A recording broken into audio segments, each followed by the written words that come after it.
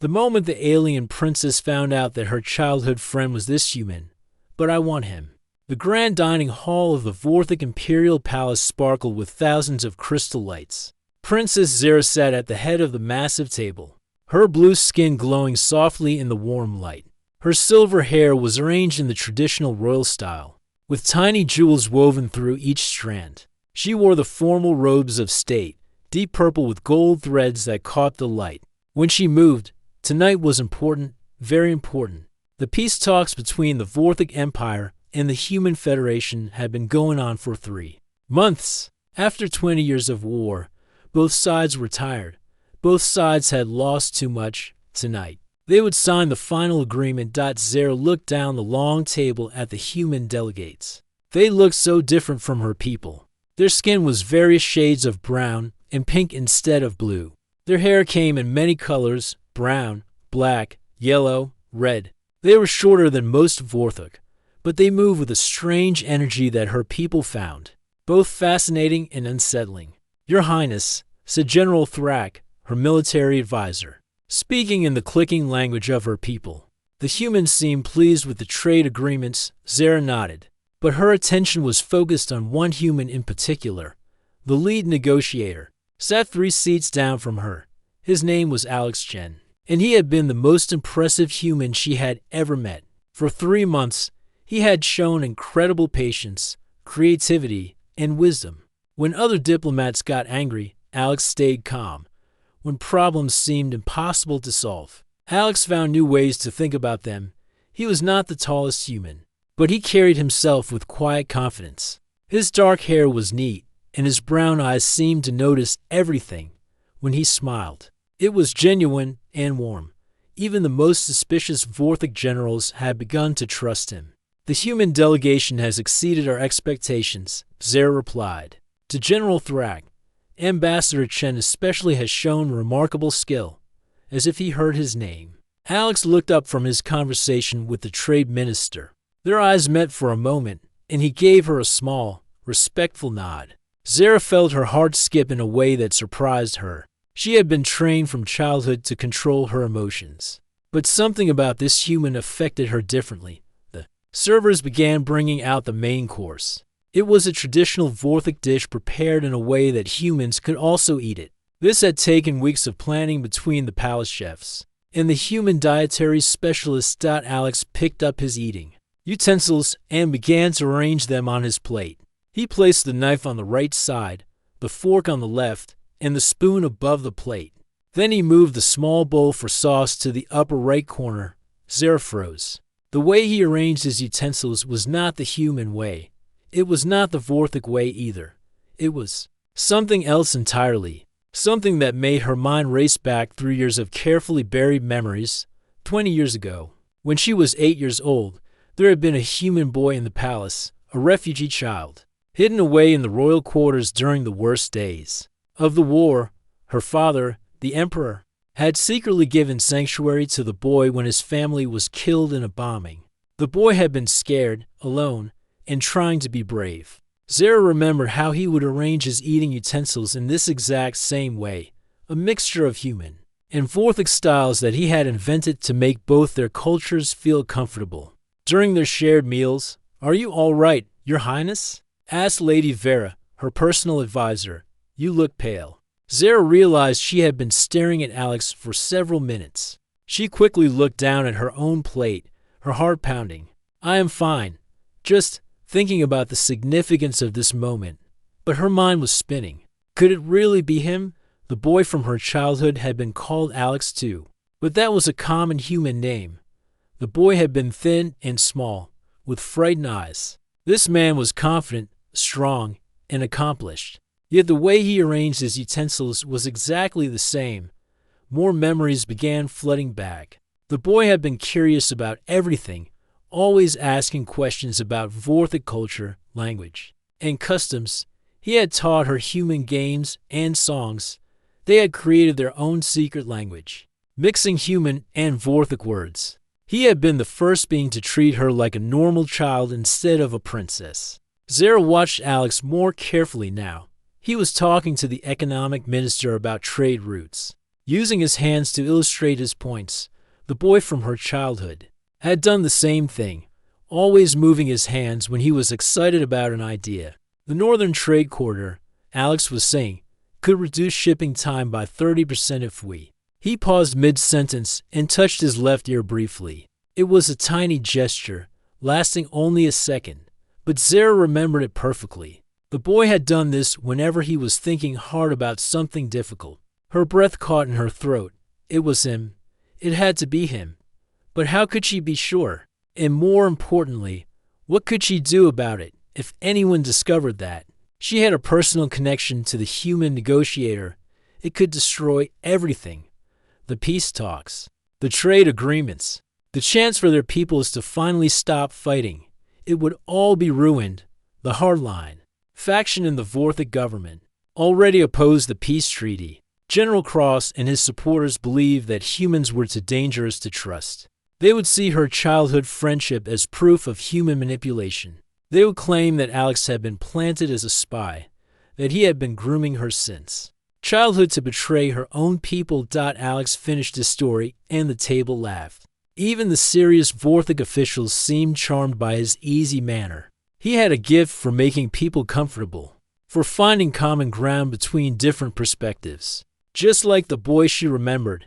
"Your Highness," said the trade minister, "Ambassador Chen has proposed a cultural exchange program as part of the peace treaty. Young people from both species would study in each other's worlds. What do you think?" Zara forced herself to focus on the present moment. "It sounds promising.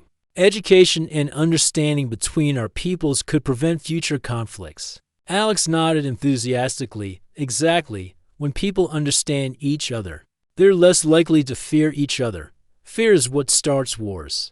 The boy had said almost the same thing to her 20 years ago, when she had asked why humans and Vorthic were fighting. He had been wise beyond his years, even as a child. Now, as an adult, he was trying to heal the wounds between their peoples. The scared refugee boy had grown into a man who was working to create peace between the species that had been at war during his childhood. Zara felt a mixture of pride, admiration, and deep sadness. She was proud of what he had become, but sad that she could never acknowledge their connection. She was a princess, bound by duty and protocol. He was a human diplomat, here to serve his people's interests. The dinner continued around them. But Zara's mind was in the past, remembering a friend boy who had taught her that friendship could exist across any barrier. She just had to figure out what to do about it now. 3 days had passed since the dinner, and Princess Zara could not stop thinking about Alex. She sat in her private study, trying to read reports about the peace treaty, but her mind kept wandering to the past. She closed her eyes and let the memories come. 20 years ago, the palace had been a very different place.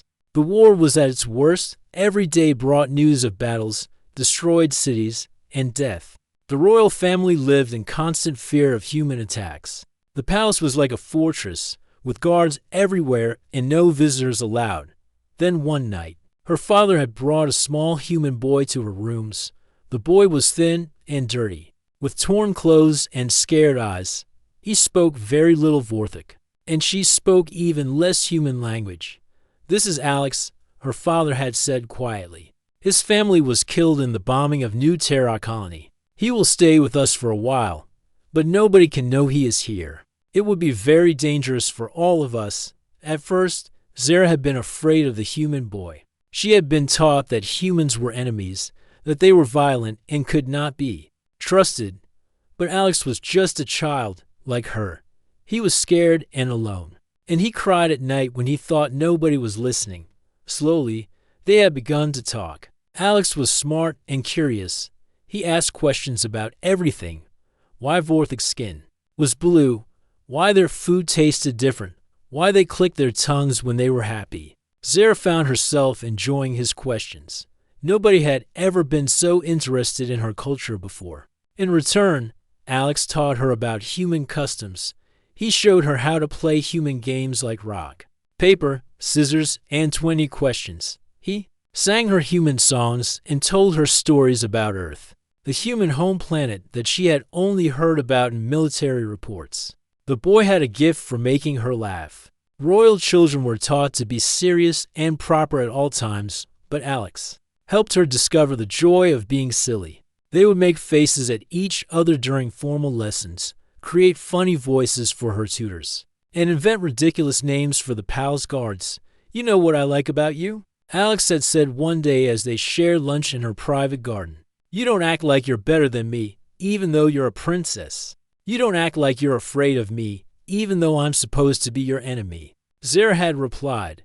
They had created their own secret language, mixing human and Vorthic words. Friendic meant best friend. Happy-tack meant very happy. Satum meant missing someone. They used these words when they didn't want the guards to understand what they were saying. Alex had stayed in the palace for 6 months. 6 months of secret friendship, shared meals, and stolen moments of childhood happiness in the middle of a terrible war.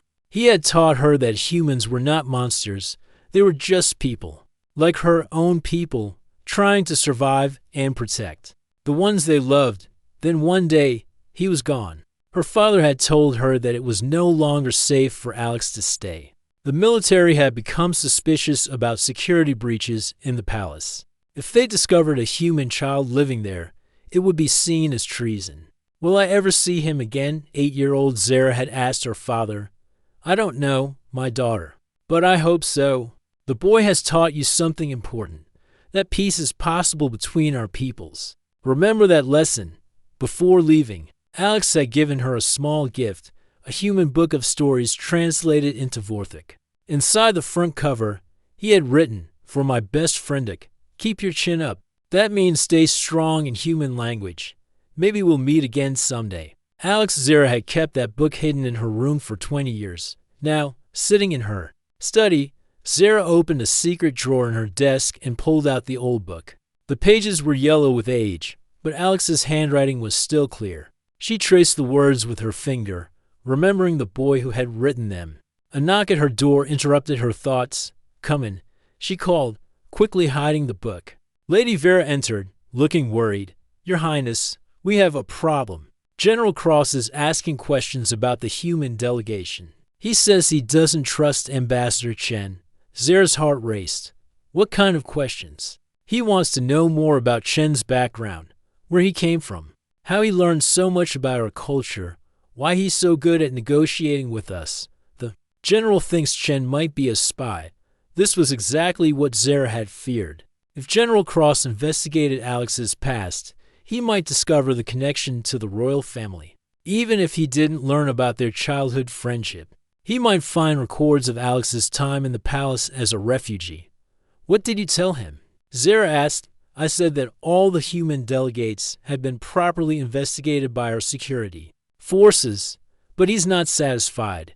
He wants to do his own investigation." Zara stood up and walked to the window in the courtyard below. She could see some of the human delegates talking with Vorthic officials. Alex was there, laughing at something one of the generals had said, even from this distance. She could see his warm smile.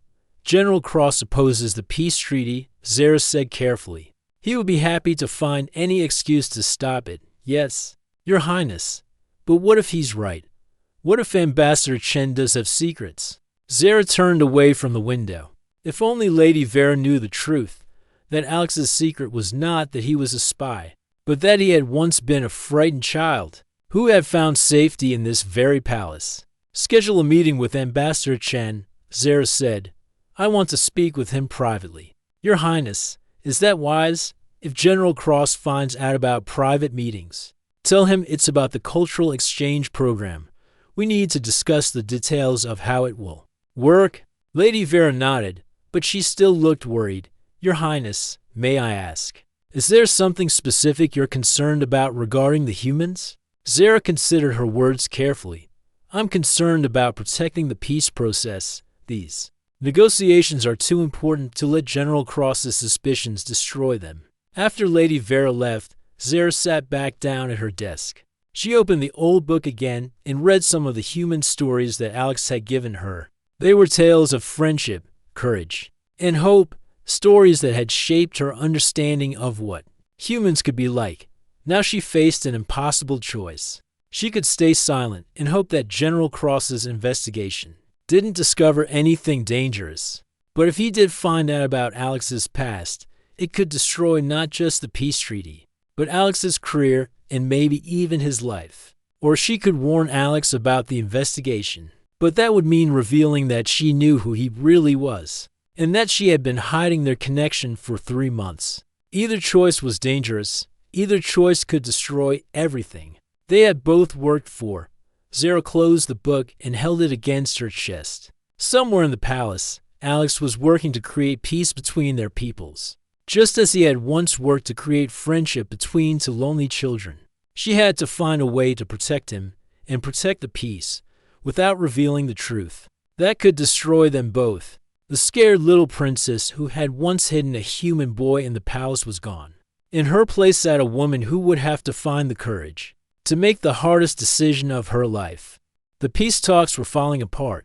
Princess Zara sat in the main conference room, watching as the negotiations crumbled before her eyes. For the past 2 days, every discussion had ended in arguments.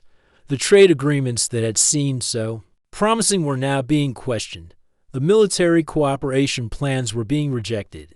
Even the simple cultural exchange program was being debated endlessly. General Cross sat at the Vorthik side of the table, his face stern and unmoving.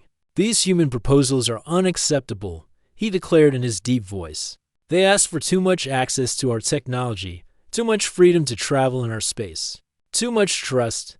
On the human side, Admiral Sarah Martinez looked equally frustrated.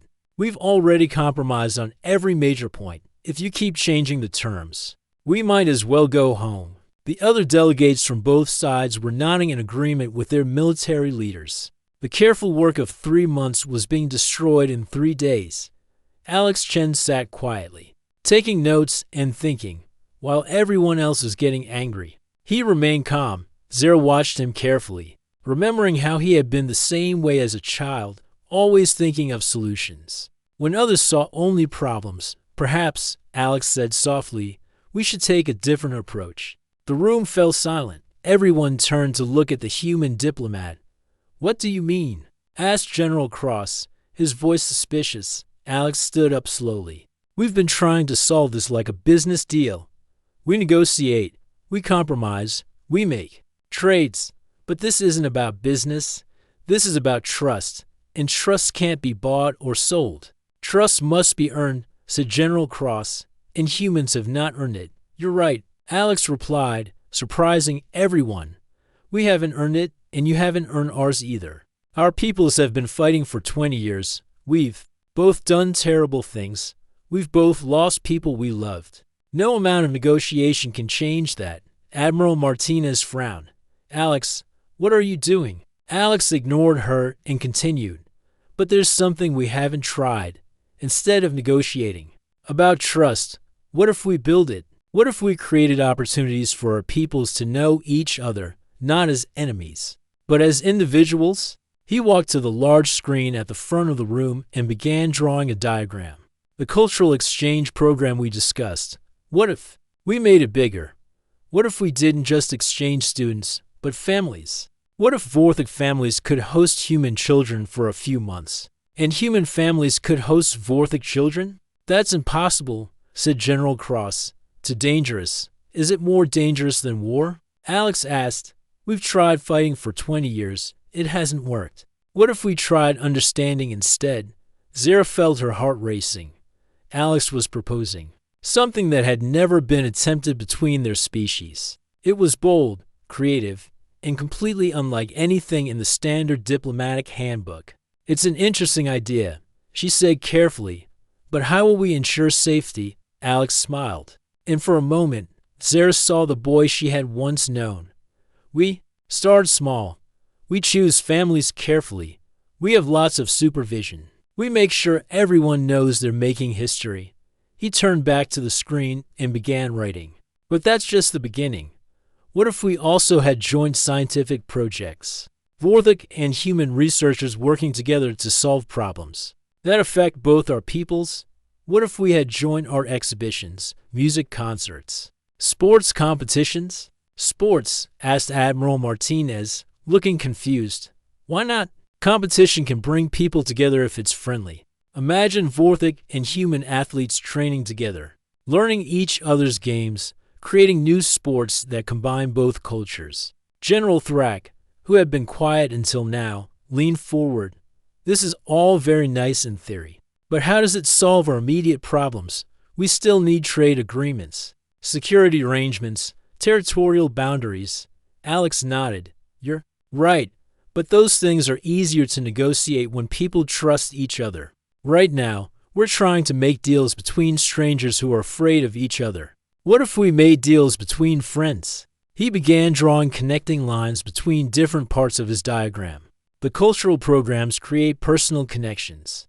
The scientific projects create professional respect. The artistic exchanges create emotional understanding. And all of that together creates a foundation for the political and economic agreements we need. For the first time in days, the room was quiet but not tense. People were thinking instead of arguing. How long would this take? Asked Lady Vera. The cultural programs could start immediately, Alex replied. Small groups, carefully chosen. With lots of support, the scientific projects could begin within 6 months. The artistic exchanges could happen as soon as we can organize them. And the political agreements? Asked General Cross.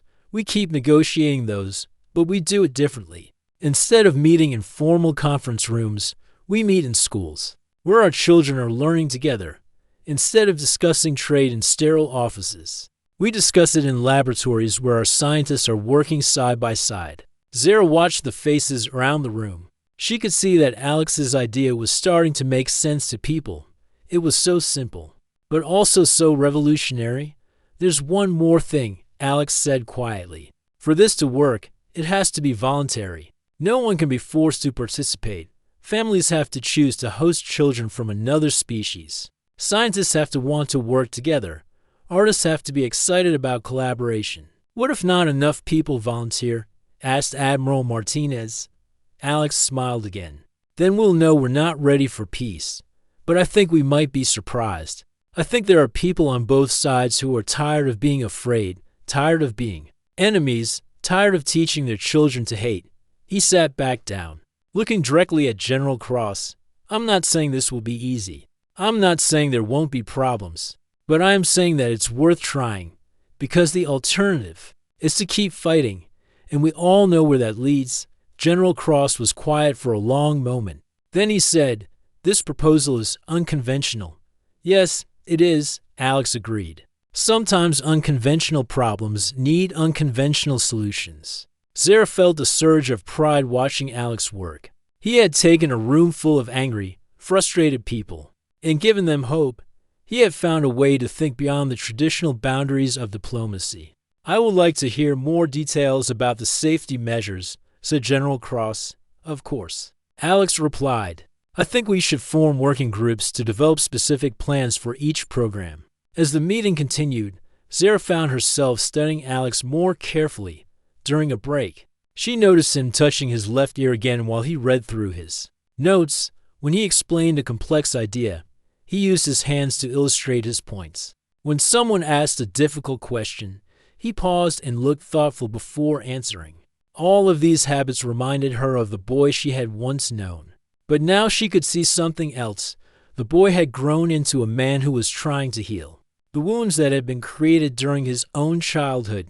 During another break, Alex approached her. Your Highness, I wanted to thank you for supporting the cultural exchange idea at the dinner.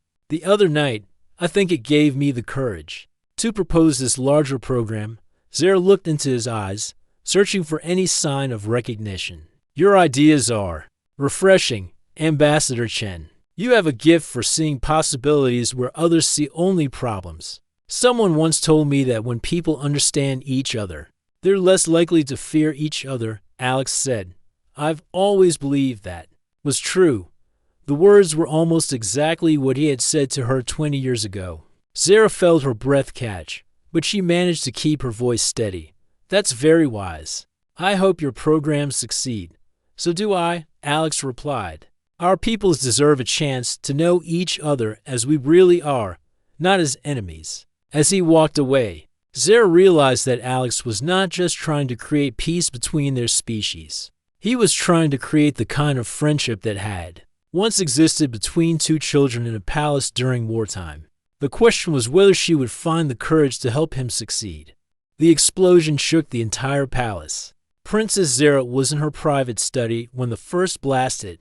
Books fell from shelves, and her teacup crashed to the floor. The palace alarm system began screaming, its piercing sound echoing through the stone corridors. "Your Highness," Lady Vera burst through the door, her face pale with fear.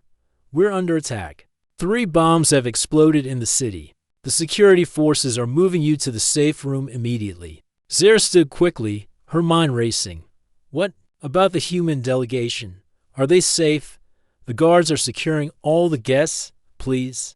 "Your Highness, we must go now." As they ran through the palace hallways, Zara could hear more explosions in the distance. Royal guards surrounded her, their weapons ready.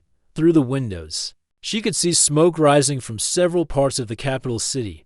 The safe room was deep underground, built during the war to protect the royal family from human attacks. Now, ironically, it was protecting both Vorthik and human leaders from unknown enemies. When Zara entered the safe room, she immediately looked for Alex. He was standing near the back wall with the other human delegates, his face calm but alert.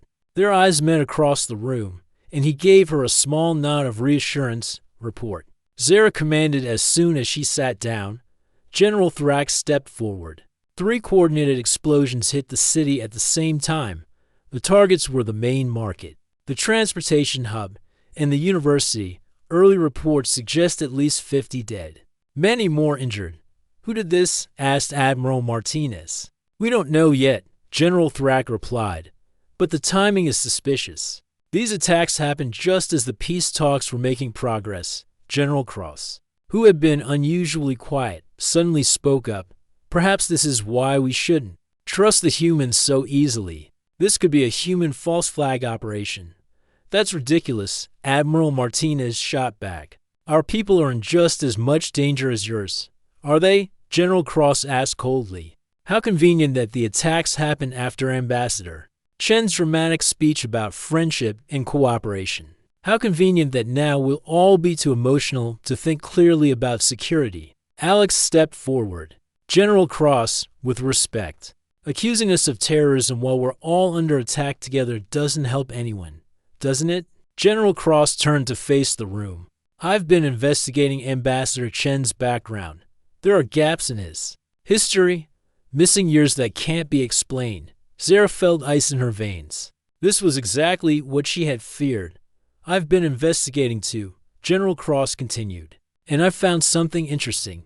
20 years ago, during the worst part of the war, there were security breaches in this very palace. Someone was feeding information to the humans." "That's impossible," said General Thrax.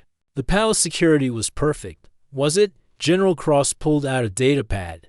"According to these records, there were several incidents were classified. Information appeared in human intelligence reports. Information that could only have come from inside the palace." Alex was looking confused. "General, I don't understand what this has to do with the current attack." "It has everything to do with it," General Cross replied, "because I believe the spy is still here. I believe the spy has been here all along, waiting for the right moment to strike." The room fell silent. Everyone was looking at each other with suspicion.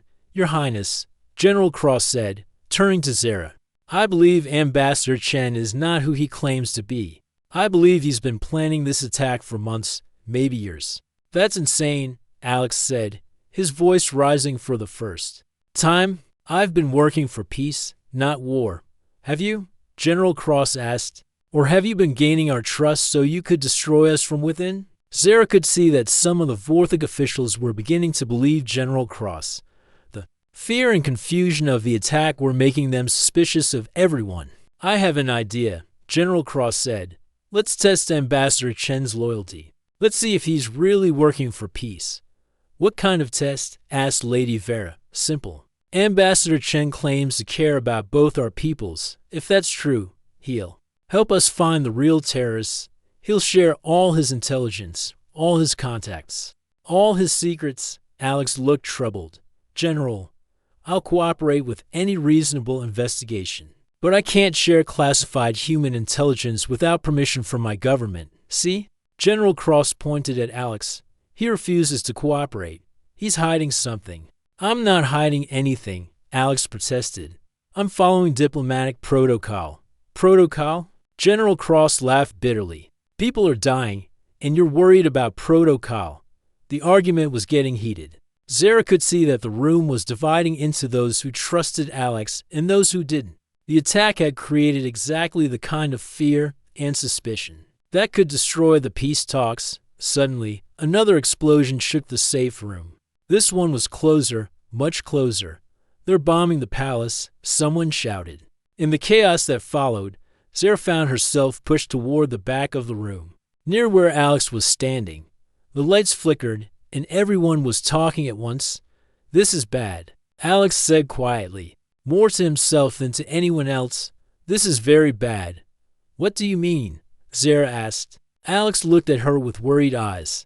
These attacks aren't random. They're designed to create maximum fear and division. Someone wants to destroy the peace talks, and they're willing to kill innocent people to do it. But who would do such a thing?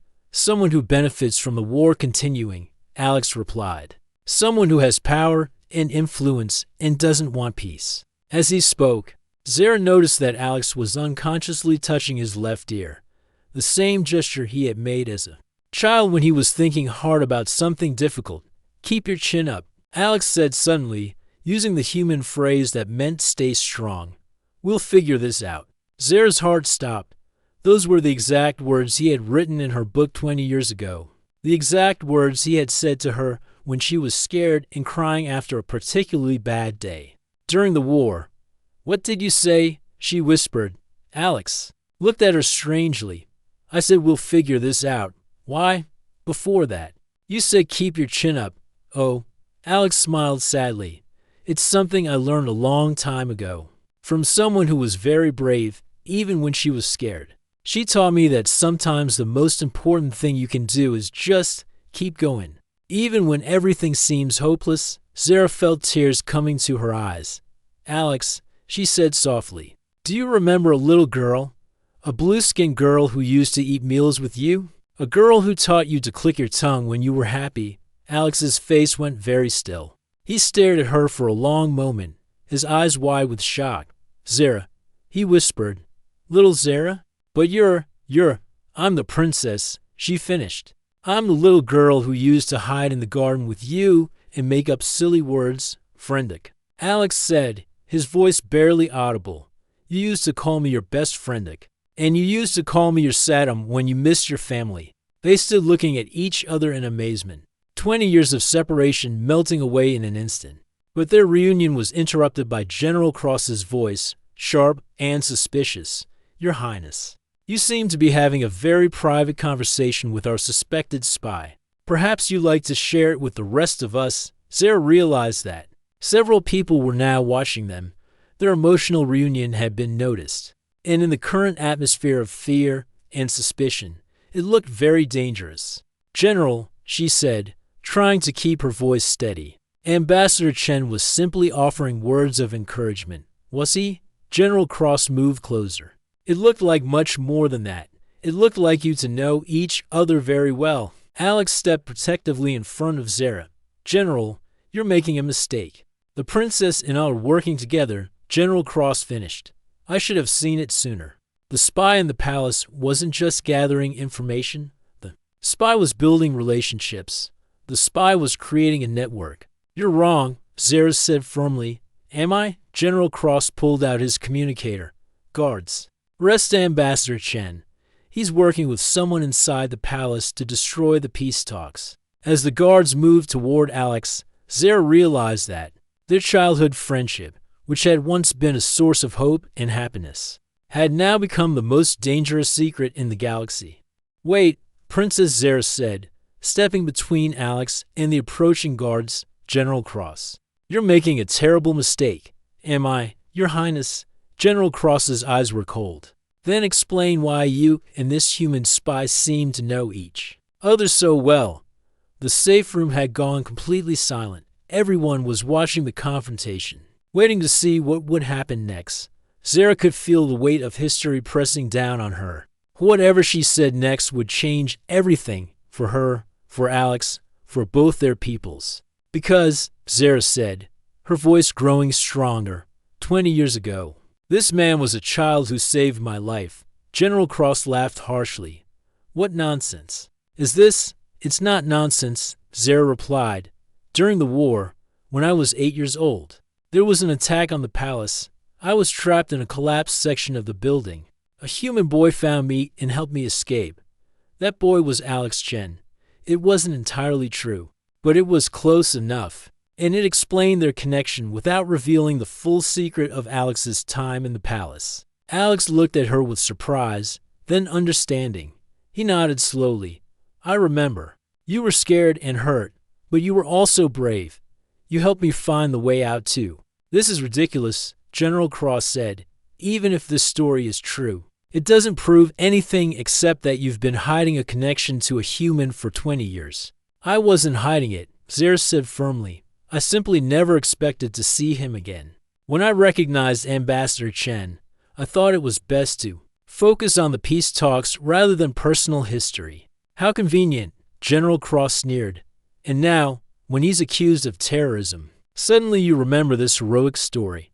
Before Zara could respond, Lieutenant Commander Silva, one of the palace security officers, rushed into the room. Your Highness, he said, breathing hard, we found something important about the bombings. What is it? Zara asked. The explosives used in the attacks, they're not human weapons. They're not Vorthic weapons either. They're black market devices. The kind used by mercenaries and criminals. General Thrak frowned. Who would have access to such weapons? Someone with a lot of money and connections, Silva replied. Someone who wanted the attacks to look like they could have been done by either side. Alex stepped forward. That supports what I was thinking earlier. These attacks are designed to destroy the peace talks by making both sides blame each other. Still trying to appear innocent, Ambassador, General Cross asked. Actually, Silva continued. There's more. We found communication equipment at one of the bomb sites. We were able to trace the signals, and Zara prompted. The attack orders came from inside the palace. Your Highness. A shocked silence filled the room. Everyone was looking at each other with new suspicion. From inside the palace, General Thrak repeated. That's impossible. Only senior officials have access to that kind of communication equipment. Silva nodded grimly. Yes, sir. The signal came from a high-level military communication device. General Cross's face had gone pale. This proves nothing. The humans could have infiltrated our communications, could they? Alex asked quietly. Or is it more likely that someone who has always opposed the peace talks decided to take direct action to stop them? What are you suggesting? General Cross demanded. I'm suggesting, Alex said, his voice growing firmer, that we look at who benefits from these attacks. Who has the most to gain if the peace talks fail? The humans, General Cross replied. Immediately, no, Zara said, sudden understanding flooding through her. The people who benefit are those who have built their careers on war. Military leaders who will lose power and influence in peacetime. Political figures whose positions depend on having an enemy to fight. She looked directly at General Cross. People who have been opposing these talks from the beginning, General. Cross's hand moved toward his weapon. Your Highness, you're making very serious accusations. Am I? Zara asked. Silva, can you trace exactly which communication device was used? Silva checked his datapad. Yes, Your Highness. The device belongs to... He paused, his face showing shock. It belongs to General Cross. The room erupted in chaos. Several guards moved toward General Cross, while others seemed confused about what to do. The human delegates pressed against the far wall, trying to stay out of the way. This is a setup, General Cross shouted. The humans have hacked our systems to frame me, have they? Alex asked calmly. He pulled out his own datapad and began typing rapidly. If that's true, then the communication logs will show unauthorized access to your device. How would you know how to check that? General Cross demanded. Because part of my job is understanding communication security, Alex replied. And these logs show that your device sent the attack. Signals at exactly the time you were questioning the peace treaty proposals in yesterday's meeting. You're lying. The logs don't lie, Alex said, turning the data pad so everyone could see. And there's something else. The communication pattern matches other signals sent from your device. Over the past month, you've been planning this for weeks. General Cross looked around the room desperately. You're all fools. The humans will destroy us. This peace treaty is surrender, not peace, no. Zara said sadly, war is surrender. War is giving up on the possibility that we can be better than our fear and hatred. Rest General Cross, General Thrak commanded, and searched his quarters for evidence. As the guards moved to rest General Cross, he pulled out his weapon. I won't let you destroy our people for the sake of these alien creatures. But before he could fire, Alex moved, with reflexes trained by years of diplomatic service in dangerous places. He tackled General Cross, knocking the weapon from his hand. It's over, Alex said as the guards secured General Cross. The war is over. Later, after General Cross had been taken away and the immediate crisis had passed, Zara and Alex found themselves alone in a small conference room. Thank you, Zara said quietly, for protecting everyone. For stopping him. Thank you for protecting me, Alex replied. That story about the palace attack, it wasn't entirely true, was it? Zara smiled. It was true in spirit. You did save my life, Alex, just not in the way I described. How? By showing me that humans and Vorthik could be friends, by teaching me that peace was possible. Everything I've done as an adult to promote understanding between our peoples started with the lessons you taught me as a child. Alex was quiet for a moment. I never forgot you either. You know, every time I worked on diplomatic missions, every time I tried to find peaceful solutions to conflicts, I thought about a brave little girl who taught me that enemies could become friends. So what happens now? Zara asked. Now we finish what we started, Alex said. We signed the peace treaty.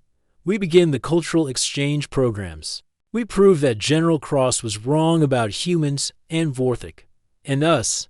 What happens to us? Alex smiled, the same warm smile she remembered from their childhood. I think the old friends can find a way to work together for peace, don't you? Zara nodded, feeling lighter than she had in years. I think they can.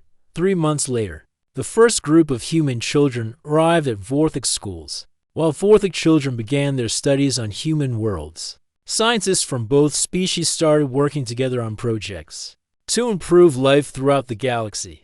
Artists created new forms of beauty that combine human and Vorthik traditions. And in the palace, Princess Zara kept a small human book in her desk drawer, a reminder that the greatest changes often begin with the smallest acts of friendship between two children who chose to see past their differences to find their shared humanity. The war was over. The future had begun.